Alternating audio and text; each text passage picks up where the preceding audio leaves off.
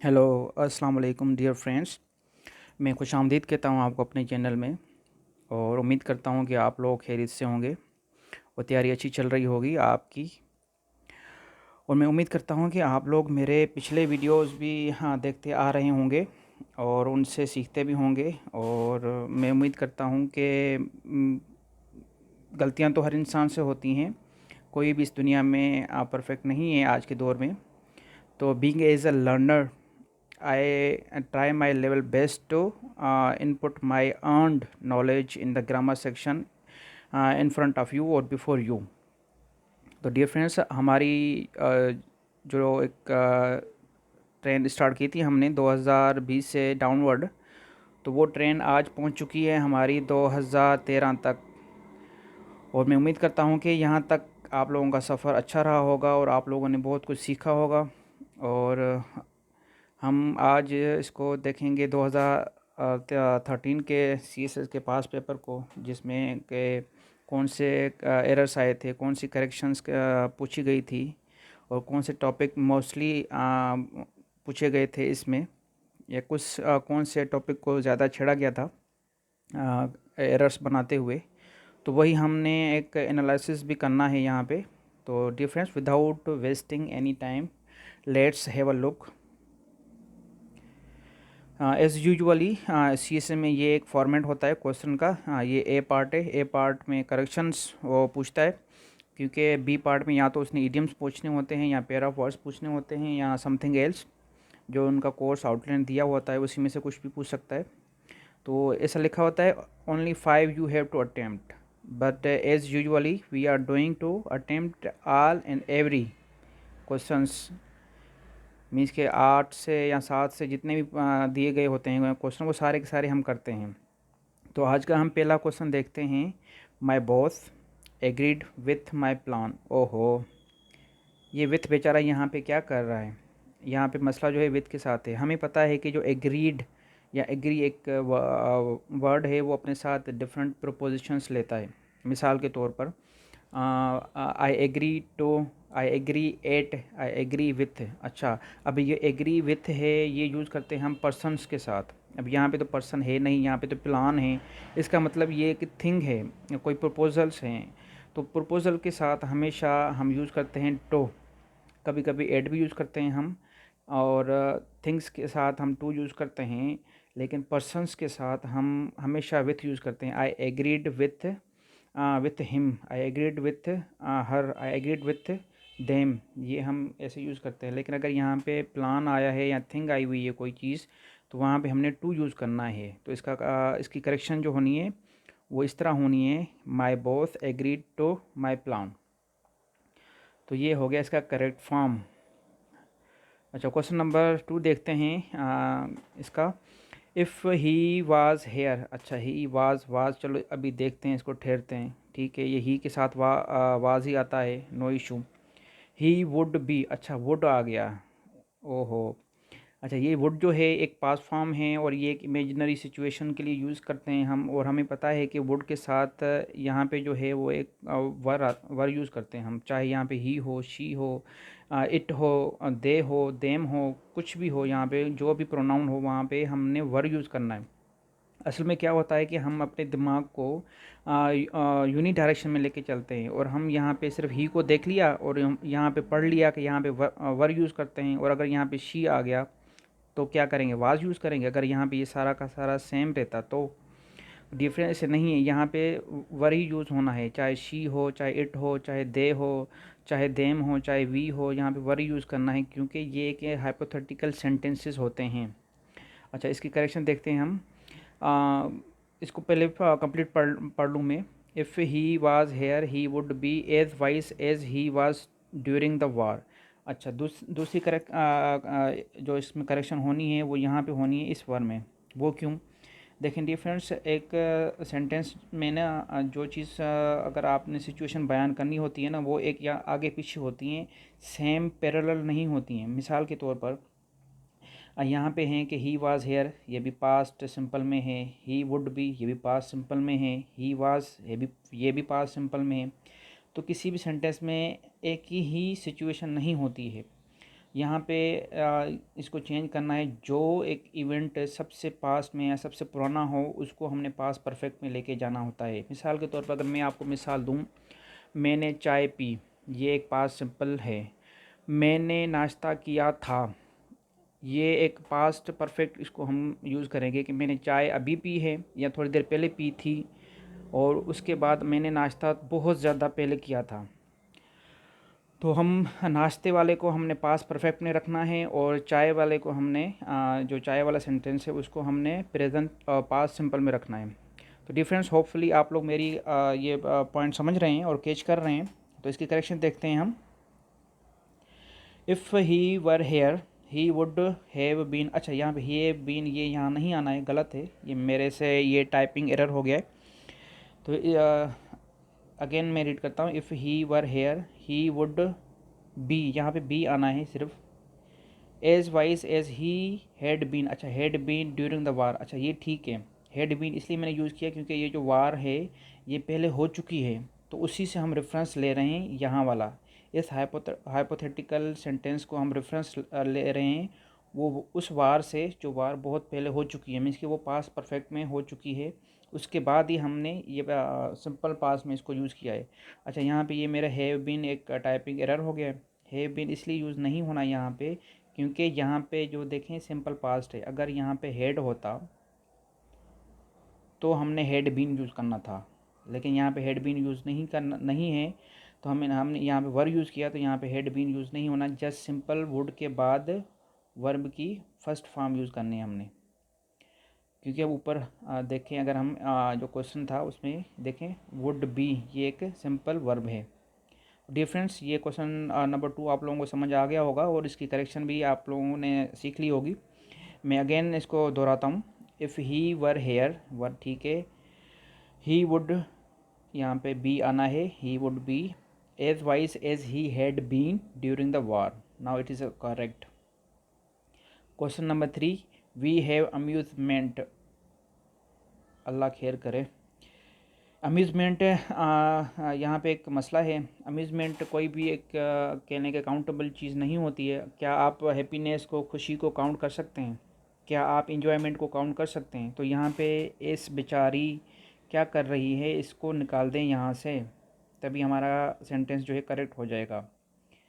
तो इसको करेक्शन करते हैं। We have amusement in form of music, हम इंजॉय करते हैं, हमें खुशी महसूस होती है म्यूज़िक को सुनते हुए, म्यूज़िक के फॉर्म को देखते हुए, या उसका होते हुए, म्यूज़िक का फॉर्म होते हुए हमें अच्छा महसूस होता है। अच्छा एक इनडेफिनेट है, एक उस वो काउंट नहीं किया जा सकता, इसलिए हमने एस यूज़ नहीं करना अम्यूज़मेंट के साथ।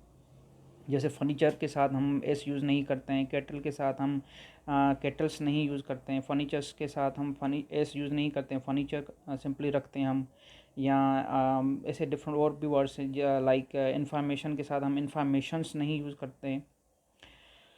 खैर क्वेश्चन नंबर 4 है you get angry hungry. Difference इस क्वेश्चन नंबर में मुझे डाउट है, और मैं आप लोगों को सजेस्ट करूँगा कि आप लोग ये खुद सर्च करें और ख़ुद ही कंफर्म करें कि ये एक्चुअली क्वेश्चन था क्या। तो इसलिए मैंने इसको अपने तरीके से बनाया है, और वो मैं आप लोगों को दिखाता हूँ कि मैंने इसमें करेक्शन कैसे किए अगर यही वर्ड हैं एंग्री और हंग्री। तो देखते हैं हम इसकी करेक्शन। पहली बात मैं आप लोगों को ये समझा दूँ कि यहाँ आप देखें एंग्री हंग्री किसके लिए, for all the work you have to do. अच्छा वर्क काम करोगे तो आप एंग्री हो जाओगे? नहीं, नेवर।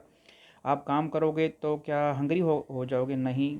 तो आप क्या गेट करोगे जब आप काम करोगे? तो क्या गेट करोगे? आप लोग गेट करोगे सैलरी।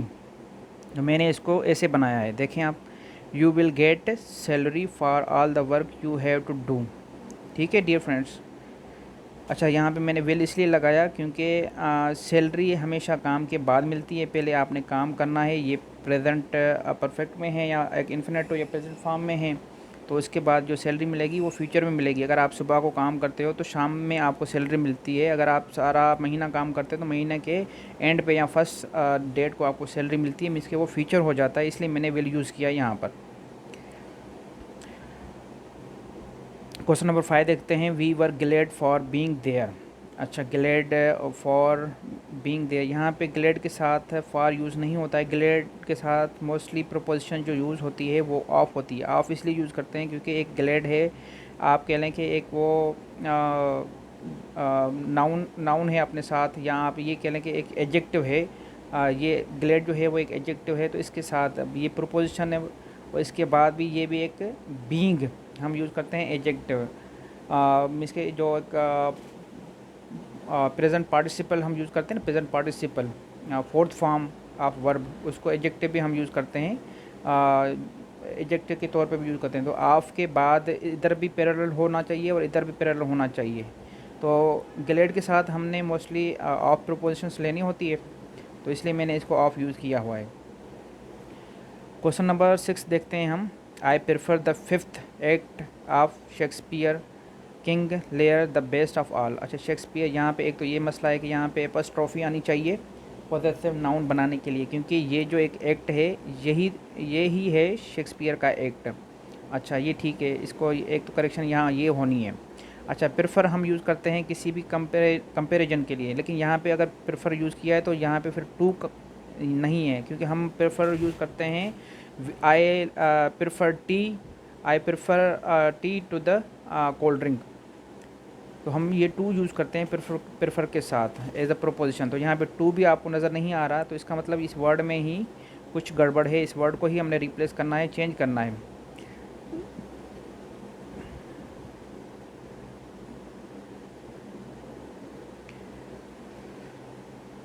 तो इसकी करेक्शन हमने करनी है डियर फ्रेंड्स, वो ये है कि आई लाइक द फिफ्थ, आप मैंने यहाँ पे लाइक यूज़ किया है, आप लोग कंसिडर्ड भी यूज़ कर सकते हैं, आप लोग इस पे थिंक भी यूज़ कर सकते हैं, अपने मुताबिक आप कोई सूटेबल वर्ड यूज़ कर सकते हैं। तो I like the fifth act of Shakespeare's king Lear the best of all. अब ये सेंटेंस सेंस भी बना रहा है, तो इसलिए आप लोगों ने ऐसे करेक्शन करनी है। यहाँ पे आप कंसिडर भी कर सकते हैं, I considered the fifth act of Shakespeare's king Lear the best of all. Question number 7 देखते हैं हम।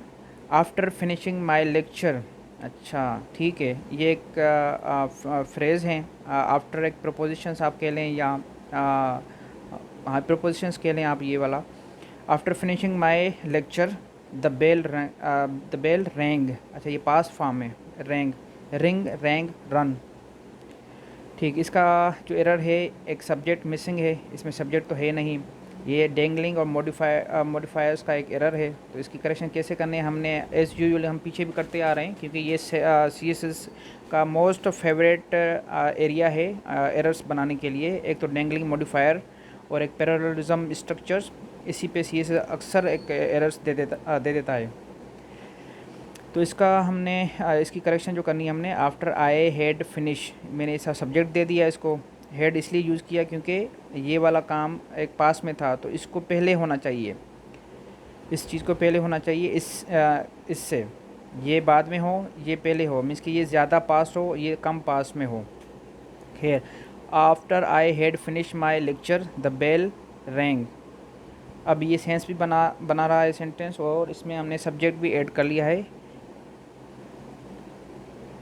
क्वेश्चन नंबर 8 देखते हैं हम, जो कि आज का आखिरी एक सवाल है।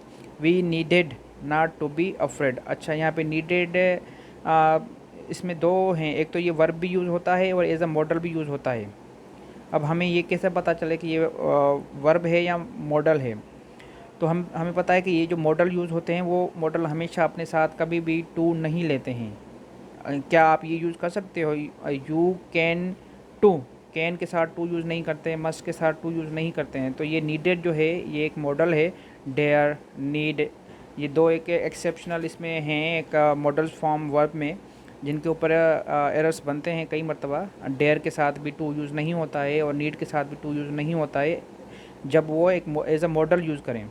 तो यहाँ पे इसकी जो मीनिंग है वो कन्वे हो रही है एज अ मॉडल फॉर्म में। तो इसके लिए हमने यहाँ पे टू को ख़त्म करना है, टू यूज़ नहीं करना, क्योंकि मॉडल के साथ हम टू प्रोपोजिशन यूज़ नहीं करते हैं। तो इसके करेक्शन ऐसे होनी है, we needed not be afraid. यहाँ इसको अगर आप और भी डिफरेंट वे से बना सकते हैं, यहाँ पे आप यहाँ पे कर सकते हैं we did not did not अगर आप यहाँ पे लेके आते हैं, did not need to be, फिर आप टू लगा सकते हैं। अगर यहाँ पे आप डिड लगाते हैं पहले, did not need to be, तो आप फिर आप टू लगा सकते हैं अगर आप डिड लगाते हैं। तो ये अपने वे से आप कर सकते हैं। अगर आपने इसको वर्ब बनाना है तो डिड लगाएंगे, अगर इसको मॉडुलरी रखना है तो टू हटाना है, टू यूज़ नहीं होना है। तो डिफरेंस मैं उम्मीद करता हूँ कि आप लोगों ने बहुत कुछ सीखा होगा, और CSS के एरियाज़ भी आप लोगों ने महसूस कर लिए होंगे कि CSS किन किन किन एरियाज़ से क्वेश्चंस पूछता है इन ग्रामर सेक्शन फॉर करेक्शन। तो मैं उम्मीद करता हूँ कि आप लोगों को ये वीडियो अच्छी लगी होगी, और अगर कोई गलती हो गई हो तो उसके लिए माज़रत, क्योंकि I am also like you as a learner, and learner can make mistake. तो फ़िलहाल इतना ही डियर फ्रेंड्स, अपना ख्याल रखिएगा। अल्लाह हाफ़िज़।